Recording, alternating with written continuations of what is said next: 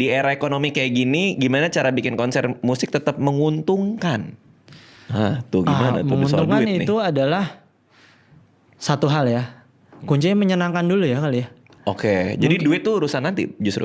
Ini gua nggak punya cara menjelaskan ya, tapi menurut gua selagi lu seneng ngejalaninnya pasti kerasa kok di orang-orang juga kayak akhirnya antusias untuk menuju ya, dan itu pasti secara nggak langsung akan berdampak baik terhadap penjualan tiket ya kan, karena menurut gua kayak wah nih fun nih segala macam. Tapi kalau nguntungin sebenarnya nggak semua festival, tapi alhamdulillah Pestapora tuh mungkin udah punya di posisi yang tadi lu sempat bilang ya, top of mind ya. Top of mind orang terkait festival musik gitu ya Pestapora gitu. Beberapa orang konten kalau ngomongin kemarin Coachella rame, beberapa bikin konten festival musik, kalau ke Indonesia ya ke Rivernya ke Pestapora gitu.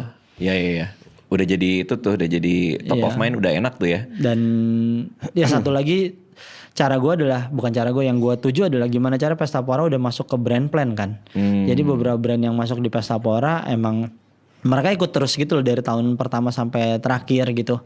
Jadi akhirnya mereka udah masukin Pestapora dalam brand plan-nya mereka. Jadi kita bisa dibilang udah di posisi aman kalau ya beberapa sponsor yang ikut dari tahun pertama ikut terus kok gitu. Karena mereka menjadikan Pestapora sebagai rangkaian activity tahunannya mereka gitu. Apakah eventnya belum dilakukan pun atau tiket belum dijual udah BEP dari sponsor dan lain-lain?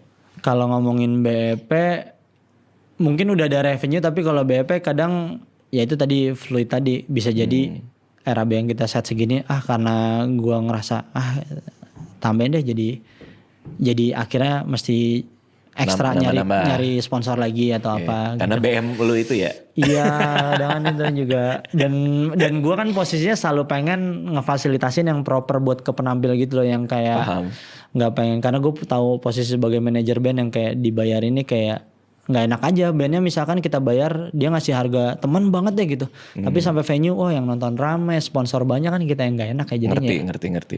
Oke, dia juga nanya di tengah persaingan bisnis event dan konser yang sekarang banyak banget, gimana cara Pestapora selalu yakin dengan selling point-nya? Ya tadi itu ya, dengan bikin itu bersenang-senang aja ya, selama lo fun mah. Masifnya, dan kita ngefasilitasin ya Pestapora ruang inklusif gitu loh. Banyak komunitas yang kita bawa di Pestapora untuk